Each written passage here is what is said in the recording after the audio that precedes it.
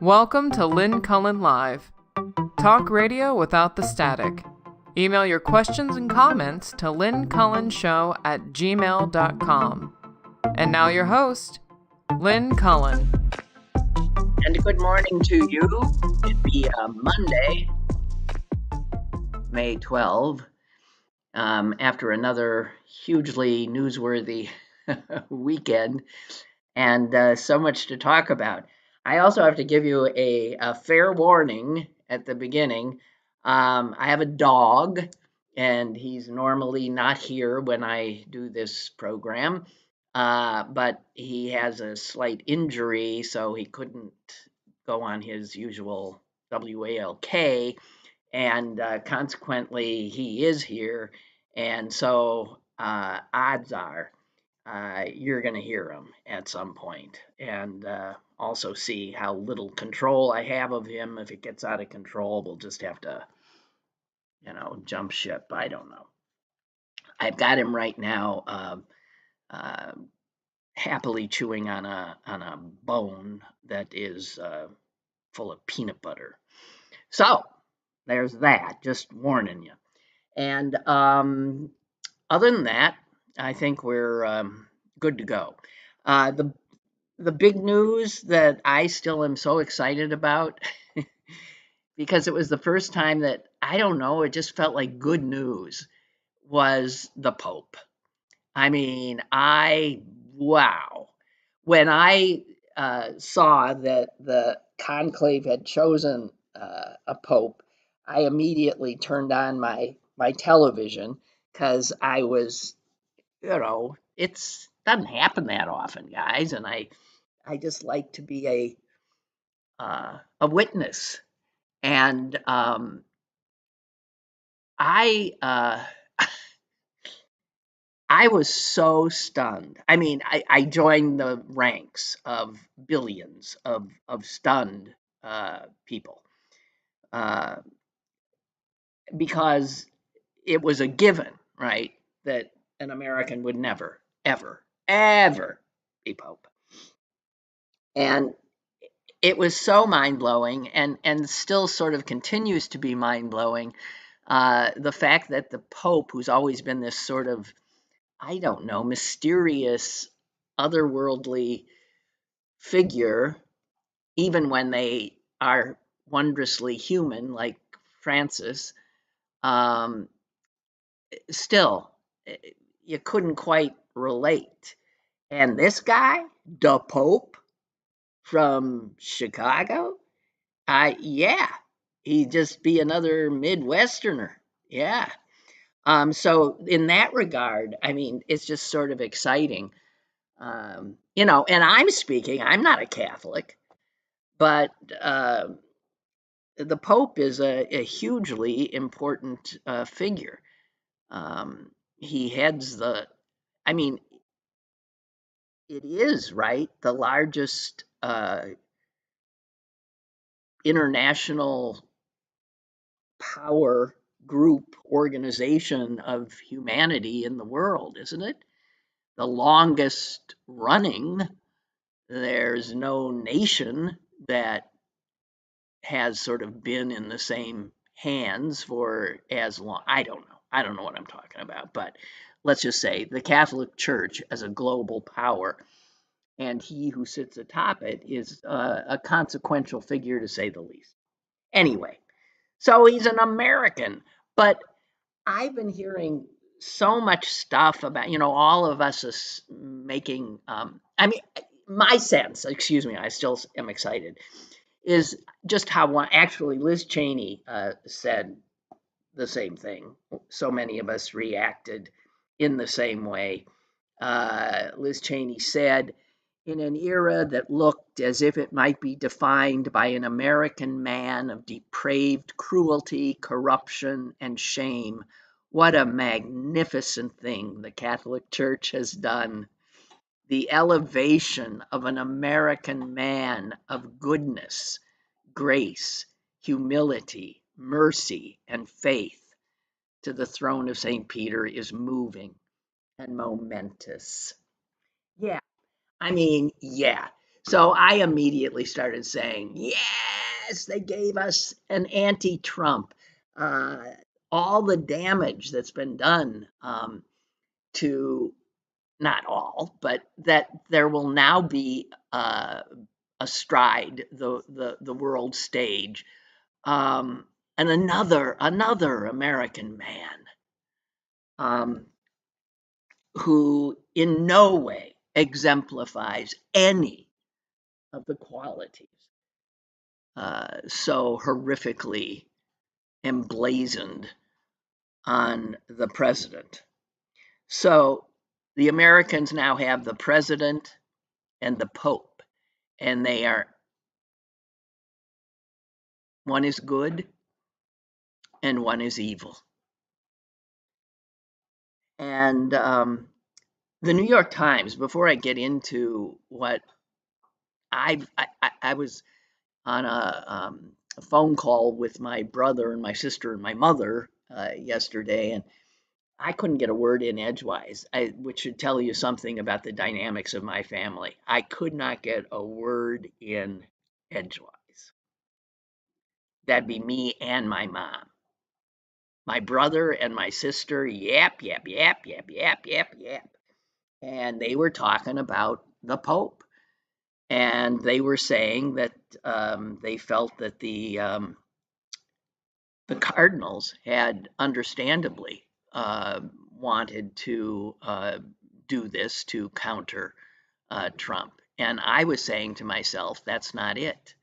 But I couldn't get a word in edgewise, and so I'll get it in now with you, although that isn't where I initially want to go. The New York Times, as I digress and interrupt myself, has a very interesting piece today about how it happened, this unlikely result. Because when the cardinals entered the conclave, this very new cardinal from the United States, wasn't even really known much by the other cardinals from the United States. He'd only been in the college. You see what I mean? He had only been in the College of Cardinals for 2 years. I'm going to not try to quiet him because then you'll see how. And the problem is that if I put him, I have a house that is open, and if I put him behind the only like doors, we'll still be hearing him. Okay, one attempt. Oh, he stopped of his own accord. Okay, so it turns out that there were just, it was clear after the first vote, the first night, that there were probably just three. Well, this doesn't matter. But after the first night, the Cardinals all, go and they end up eating dinner together and talking in little groups, and they didn't have their phones. And it was sort of obvious that there was nobody that was, running away with it. There seemed to be these three, and one of them was this American that nobody knew much about, except the South Americans knew a lot about him. And while we keep calling him an American, the Peruvians understandably call him a Peruvian because he is. And he has spent more of his adult life in South America than North America. So he wasn't really perceived so much as an American because, unlike an American, he spoke a ton of languages. He spoke fluent Spanish. And he had been a missionary. He had not spent his adult life in the United States. So the College of Cardinals didn't really see him as an American as much as a South American. And he was liked and embraced by the other South American cardinals, who also thought of him as a South American who happened to be born in the United States. He apparently was not doing any politicking of any kind. He was just quietly being another unassuming cardinal. But the fact that he didn't seem, he had this universal appeal, not only in not being able to put him as united as an American, but as a man of the Americas, as clearly an ally of Pope Francis, who this College of Cardinals, the majority of whom adored, and the fact that he was a shepherd, a missionary, and had only late by the Pope been appointed to a Vatican position of great power, only in the last few years. So they were blown away by his resume and by his humanity, and the fact that he seemed to check all the boxes. He'd run a diocese.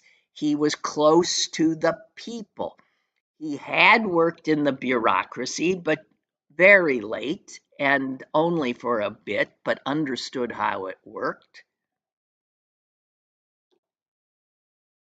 And nobody else who was possibly in the running was checking the boxes like this guy was.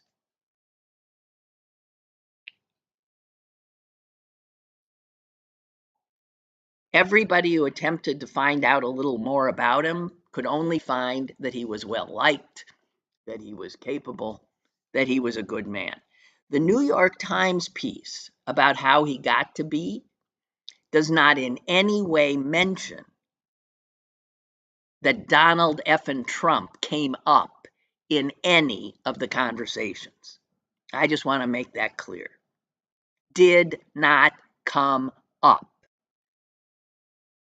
That's not what they were thinking. That's not what they were thinking.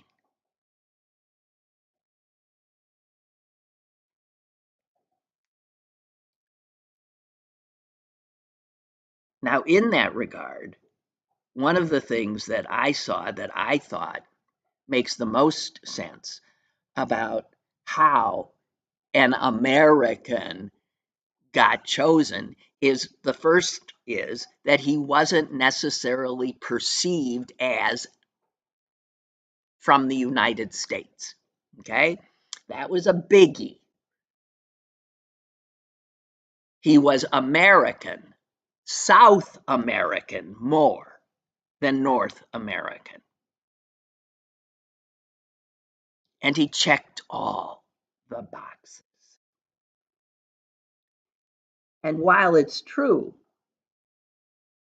that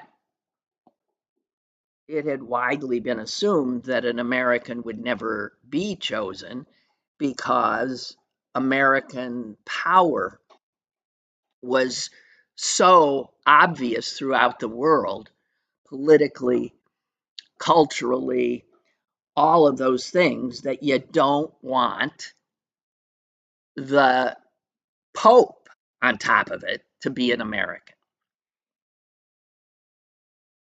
And that had truth to it, without a doubt. And so here is a quote from the week before the Pope got chosen, and it's by a bishop, Robert Barron, and he was talking to CBS News and explaining to them how a Pope ain't going to be an American.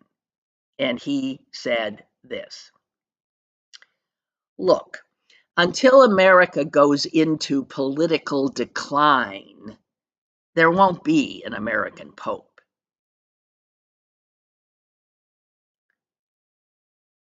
So he was saying, and went on to say, that it is only if the church perceives America as not the dominant presence it was that it would consider allowing the Pope himself to be an American. So, inasmuch as that still held true, and inasmuch as it might have crossed the minds of these cardinals who, as I reiterate, were not thinking of him as particularly North American, hence American as we have claimed the word. But they thought of him as South American, mostly. But the reality is America is perceived as in decline, as removing itself from the world stage, of not being seen as the exemplar that it had been. And all around the world, you're seeing it, people turning away from America, not wanting to buy our goods, not choosing to come here on vacation. Whole countries' elections turning around as the voters make clear that in their own country they want nothing like what America has done. So the Canadians clearly elected their new prime minister, wanting to make that statement and saying that the American power was over. The Australians did the same. If anything, the power we exhibit now is this negative power. So there might be that. But what I found fascinating is that nowhere in this New York Times piece is there any sense that the cardinals said, hey, and this will be like an anti-Trump. No, that's our narrow, parochial, everything's always about us perspective. It is not what their perspective was. And that gives me a great deal of delight, because how repulsive it would be if in that age-old conclave that vile man who we have elevated to such a position of power would have been in any way part of the calculation, that his name would even have been uttered. Hang on, I'll give it a try. Float, float, float. You see how I just want to say the neighbor. Oh no, we're fucked. I'm sorry, we're fucked. We're fucked.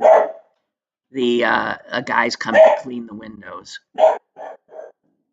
because we have to clean the roof, and the dog is not going to stop now. Is this working at all? Can you hear me with the dog barking, or am I going to have to call it a day here? He said he wasn't going to be here till the show was over, but that's not what's happening. So, okay. If you will give me just a minute, I mean, seriously, I will make some effort here. Hang on.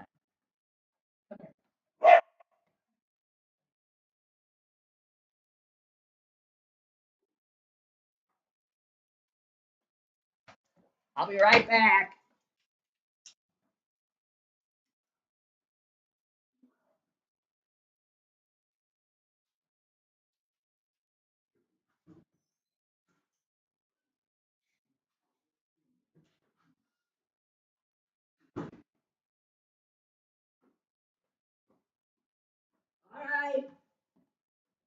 We'll see if that works. I'm back. Oh, shit. Okay, well, so now maybe it'll be muffled. Sorry. Can't help it. He screwed up. I don't know what he did, but one of his claws is sticking out at a frightening angle, and there was blood, and he's licking it nonstop. And I think, of course, I can't get into the vet.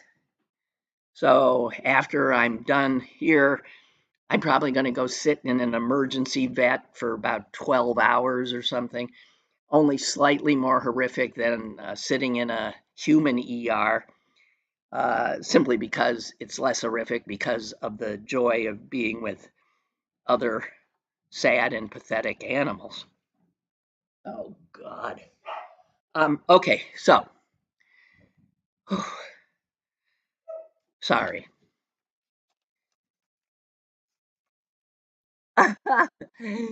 Gary writes, it's not that loud or distracting. I can't hear Blue over my dog barking. Thank you. Thank you all for telling me you can hear me. Okay, that's good. That's good. Okay, so and there's also this some wonderful stuff in here about when. So the next day, what happened is when they all got together after the first night, their first night together, um, and then the next morning, as they continued to talk, it became clear that there were only three possibilities, and the other two couldn't seemingly find any more momentum. And all the moment, there was nothing negative about this American, nothing. And so the New York Times write the next morning, the votes, the second and the third of the conclave, made the picture clear. And in the fourth vote, the ballots overwhelmingly shifted as the College of Cardinals, each and every one, pretty much. He had a huge vote, huge vote. And as the votes started to pile up, one of the cardinals sitting next to him, who also had been considered a potential pope, this is the guy from the Philippines, he turned to Prevost and said, do you want a candy? You know, something to suck on. And the soon-to-be Pope quietly said, yes, thank you. And on one of the votes, as another cardinal from the United States put his ballot into the urn where they are placed, he turned and he looked at Prevost, whom he had known for decades, and he's quoted as saying, I took a look at Bob, and he had his head in his hands. So this is the soon-to-be Pope. He's here. He knows the votes are coming in, and he knows he's about to be named. And one guy gives him something to suck on, and his head is in his hands. And on that final vote, when it had reached 89 votes, which is the 2/3 majority needed to become Pope, the place erupted in cheers by those cardinals. And they stood, a standing ovation, and he sat there. He just sat there. And another cardinal said somebody had to pull him up. We were all teary-eyed.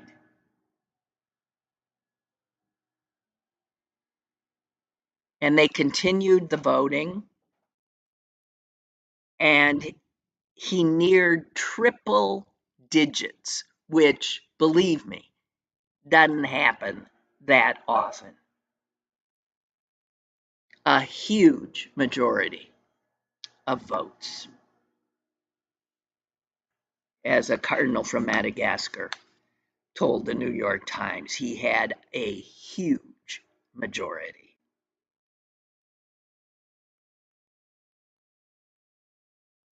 So a guy who had only been a cardinal for less than 2 years,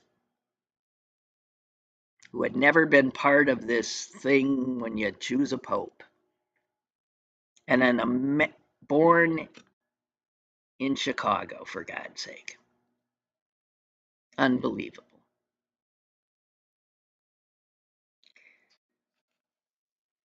So I love it. And as I said, I can think of it as him as the anti-Trump. For us, he will also be that, right?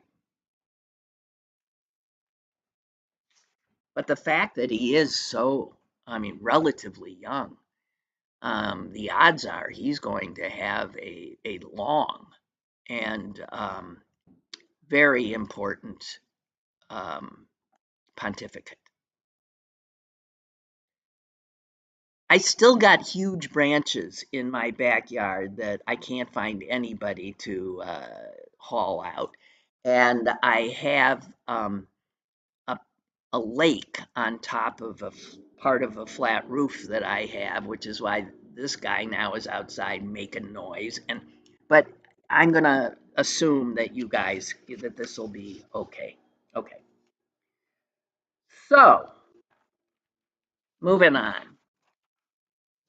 I was so excited about the Pope stuff that I like ran outside. There was a gardener in the yard next door, and I ran outside and says, the Pope is an American. I had to tell somebody. The dog was not responding, and as if he understood the importance of it. Oh boy. So this other news about you know just the open corruption of this administration of accepting a new Air Force One from the friggin' Qataris. Give me a break. Give me a break. You tell me how we had always thought of Air Force One, right? It was a plane that belonged to us, to the United States of America. It was used to ferry our president around. And as soon as the president ceased to be the president, it went to the next president of the United States.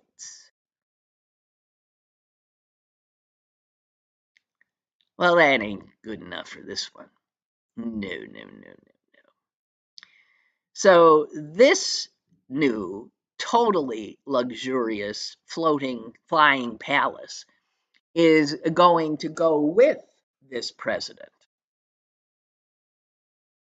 on the wondrous day when he exits the White House. He keeps it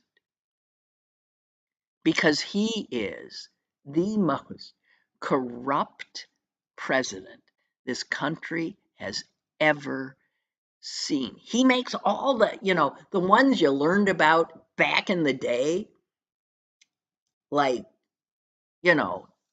Nixon, like, Harding, like, things like Teapot Dome, those terrible scandals.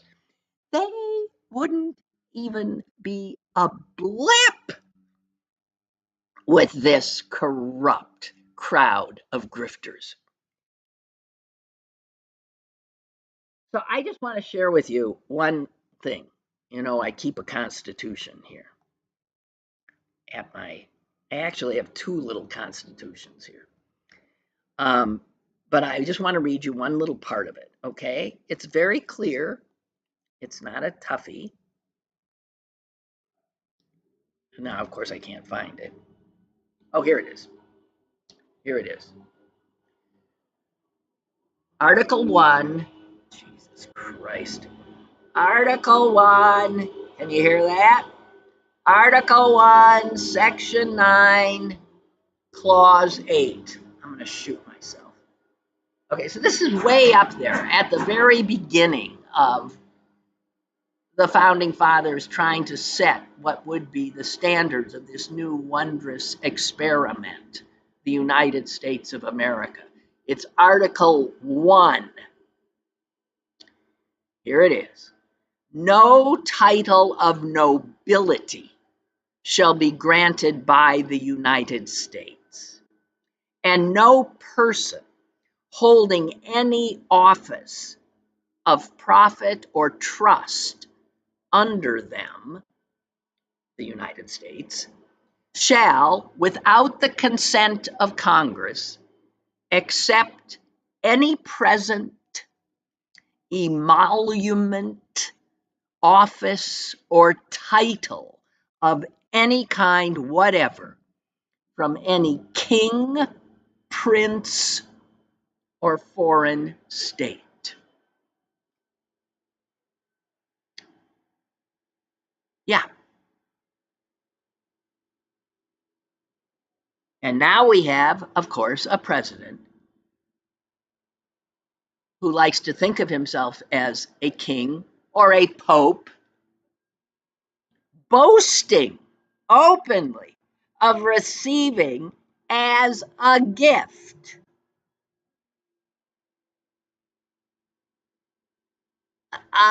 over like a $750 million plane from a king without the consent of Congress. Sure looks like a present. Sure looks like an emolument to a person holding an office of trust. These are the words of in Article 1 of our Constitution.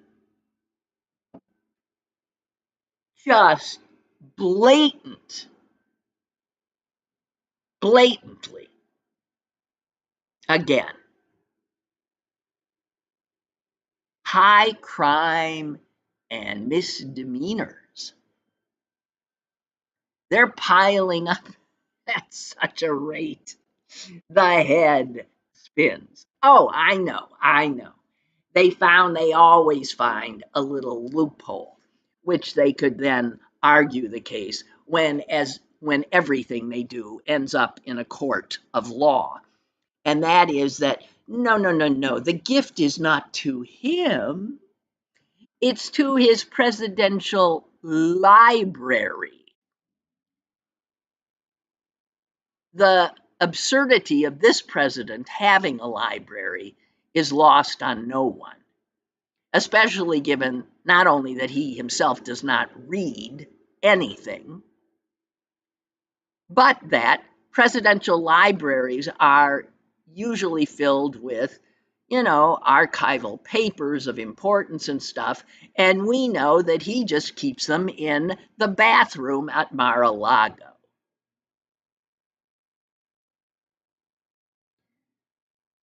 But it's been pointed out, given this latest stunning example of this president's lack of any scruples or ethics,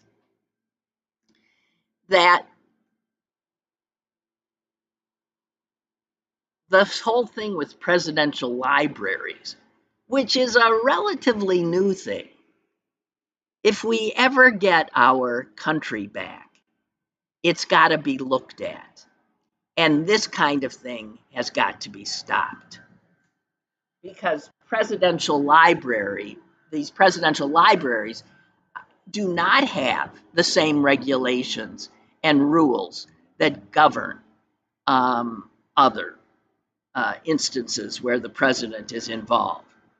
And he's now setting a precedent that is, simply outrageous. There are two things he's using to amass unbelievable amounts of wealth and gifts, like this airplane, which will belong to him. Oh, yes, his library. And he's using the library in this way because there are no rules. And he used his inaugural committee in this way. You might have seen a lot of stories, which you probably didn't bother to read, about how people were just pouring money into his inaugural committee. It was a way of funneling money directly into his pocket, as is the presidential library stuff. So just wanted to make that clear. Unbelievable grifter, just unabashed. And he maintains often that it clearly cannot be illegal since he's so willing to be transparent about it. It's his audacity, he suggests, proves that he is not doing anything untoward because he's not bothering to hide it in any manner, in any way. Why am I losing? I've lost something I wanted to share with you. I'm in such a discombobulated state.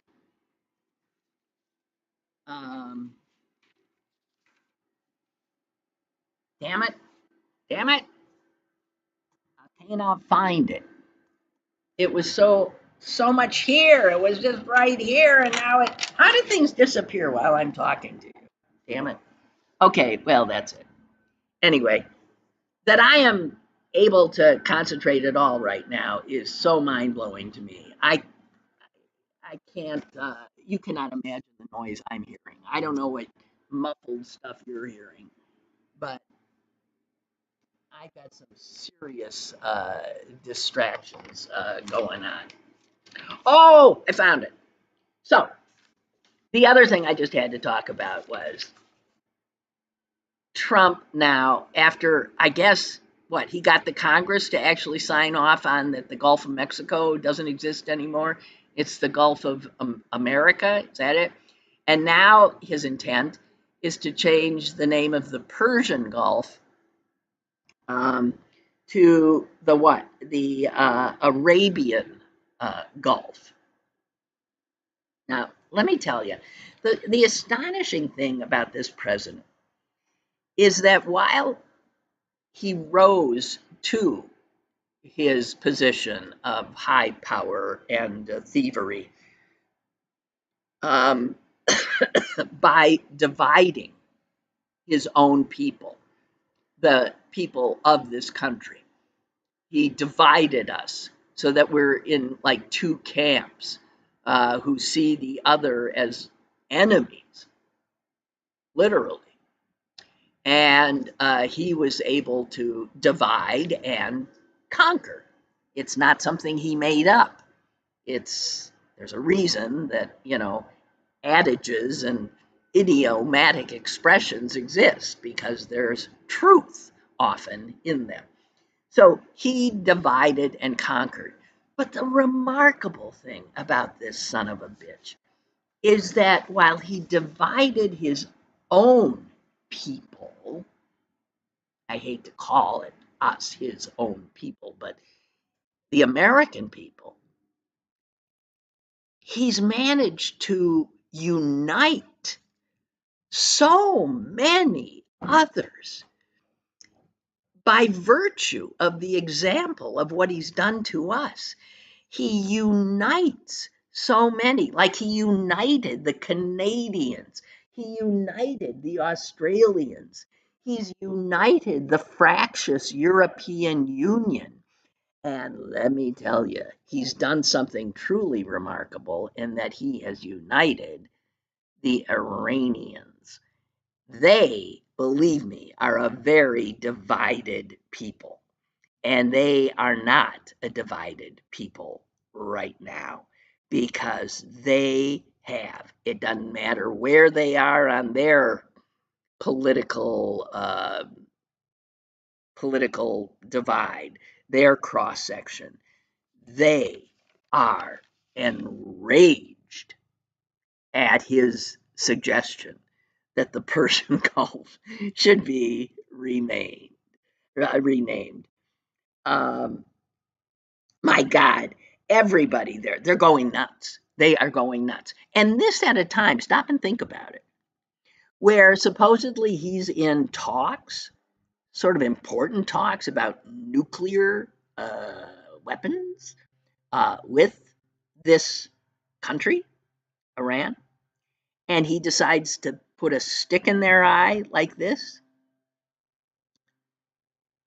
Uh,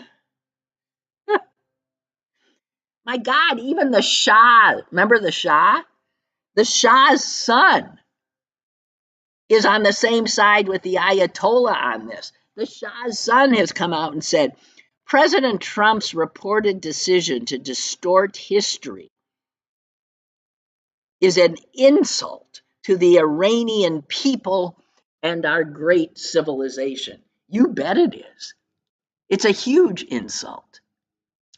And Trump is said, I guess yesterday, I haven't made the decision. I'll make the decision. I don't want to hurt anyone's feelings. I don't know if feelings are going to be hurt. Well, dumbbell, you friggin' idiot. Yeah, let me just say this. The whole world calls it the Persian Gulf. And the world has called it the Persian Gulf since before Jesus of Nazareth was born. It goes back even farther than the Catholic Church, the Persian Gulf. It's been that since 550 BC, when Cyrus the Great ruled the Persian Empire. And Iran, for those of you who don't know, but I'm sure that's not true of anyone in my educated audience,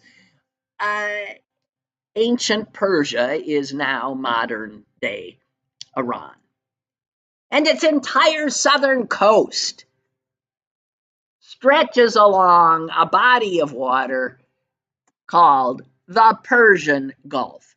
And let's not even bother with the nonsense that Trump has any capacity to change the name. He has none. This megalomaniacal friggin' idiot. God, I hate him. God. Sorry. Losing my mind.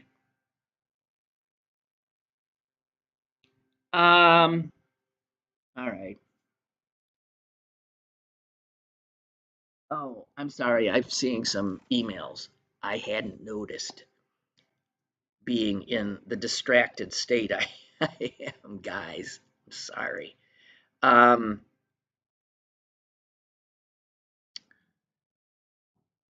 uh, oh my God. Barbara says, did you see this?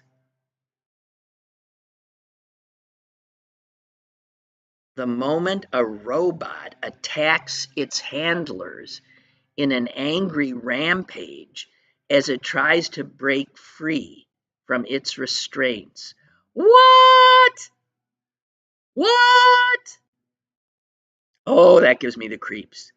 There's video? Chilling video has caught the moment a humanoid robot flew into a rage and lashed out at its handlers. This is CCTV footage from a factory floor shows the robot attached to a miniature crane. This is somewhere in Asia. And it went nuts and went after the human, controlling it. One man was sitting behind a computer screen and another stood nearby. They were chatting away when the machine suddenly began moving, seemingly of its own accord. It raised its arms in the air and brought them down again, repeating the motion with increasing speed and violence. The robot then began walking forward in an apparent bid to break free of the crane. The men can be seen flinching and cowering as they move out of its path. The computer monitor topples onto the floor. Other items are knocked over on the desk. Eventually, one of the men pulls the crane from behind in a bid to stop the destruction. It is not clear where or when these scenes unfolded. God! The men are Asian. Do you think it's true? See, here's the thing. We live in a world in which we don't know if that's true. And this was published May 2nd, initially. I don't know. Barbara, are you trafficking in weird stuff now? She usually sends me very high-toned stuff, so I don't know. Whoa.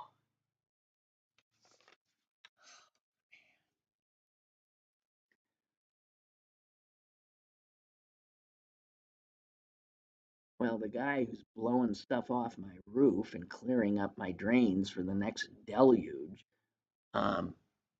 he's calmed down, but knowing him, he's about to ring my doorbell and ask to be paid. What a nightmare. Jesus. Okay, let's see what I got here.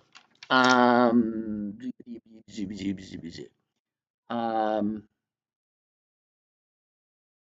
I have a few other things that, oh, well, let me just do this, that outrage me.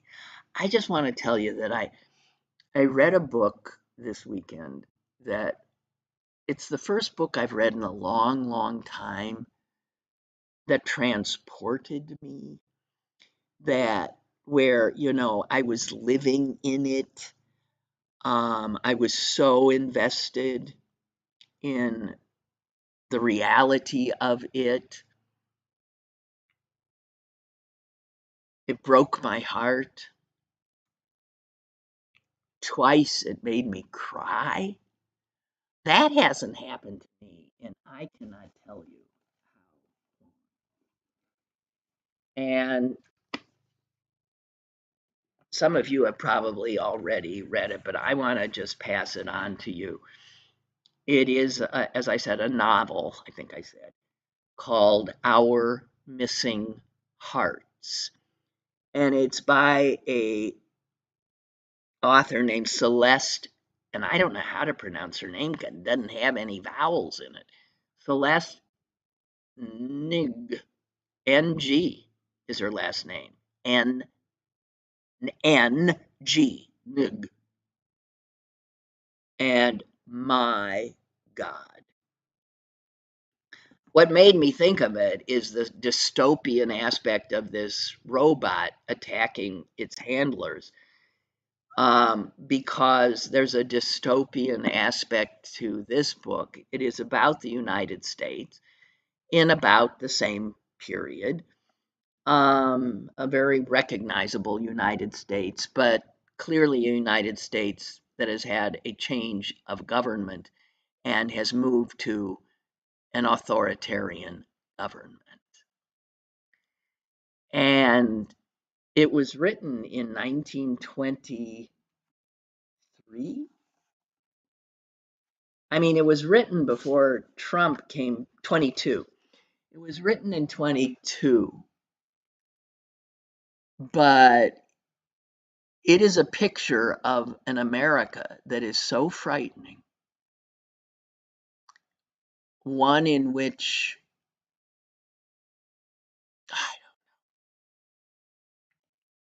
reading it, there were whole pages where it seemed totally plausible. Maybe one of the reasons I was so drawn into it is it wasn't that far from the America that is threatening to emerge. I'm thinking of Yeats' poem, The Slouching Beast. Yeah, making its way.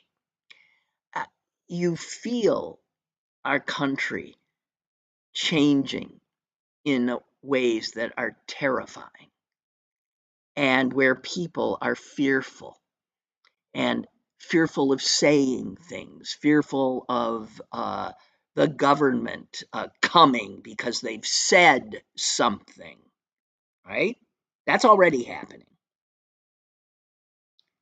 Of being shut down, of being harmed, punished for saying the wrong things, having the wrong friends, backing the wrong candidates,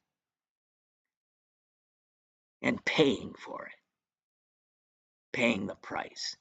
So this book is an America that is already like that, although people are resisting. They're paying the price too.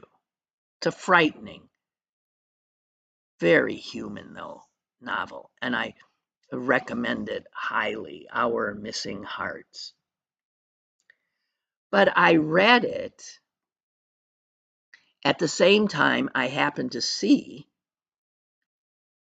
again, a production of, well, very spare production of the one-woman play Etty, which is, the words of it are taken from the diary kept by a victim of the Nazis, a woman named Etty Hillesum, who lived in Amsterdam in the Netherlands, and who kept a diary up until the last moments, until they stuck her in a cattle car.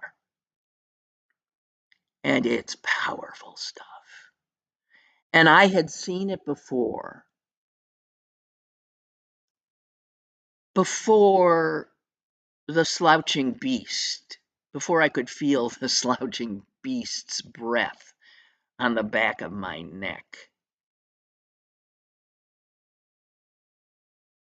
And hearing Etty's words, her life, the things she saw, the fears of people around her, the separation of families, the cruelty, the deportation.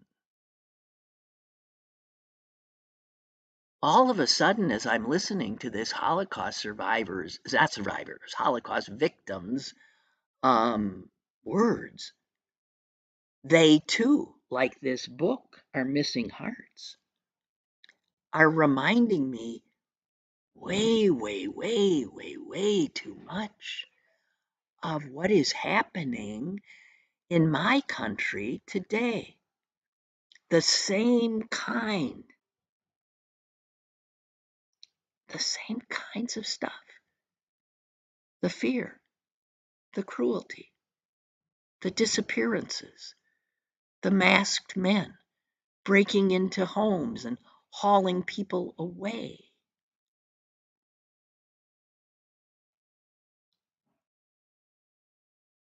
And I wanted to say something when we're living in a time in which art, whether it be theater or a novel, when it's terrifying scene is uncomfortably close to the reality that so many are living with in my own country. I find it so chilling. I cannot explain it. Truly. Wow.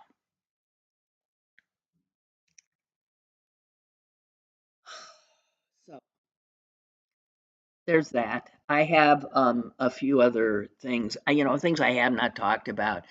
The effort, and this could prove a successful effort to cripple, if not destroy, National Public Radio and public television.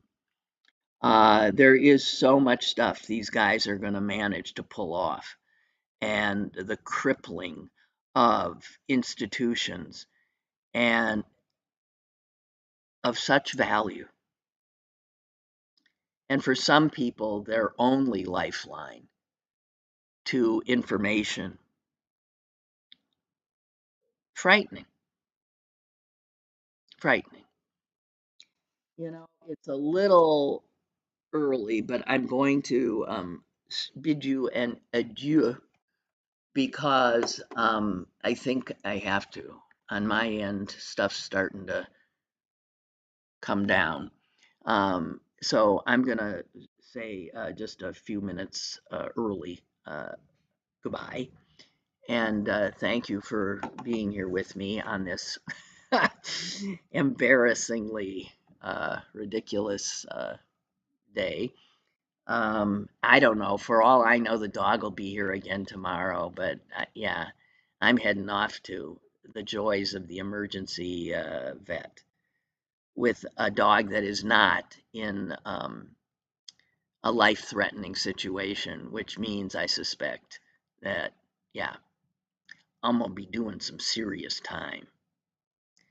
So on a beautiful day, I am looking for sympathy. Thank you very much. All right, that's it. That's it. Be here tomorrow. I hope a little less chaotically, and Susan should be joining us. Okay, thank you. Lynn Cullen Live, Monday through Thursday from 10 a.m. to 11 a.m. and archived at pghcitypaper.com. The opinions expressed on Lynn Cullen Live are those of the host and do not necessarily reflect the viewpoints of Pittsburgh City Paper or its advertisers.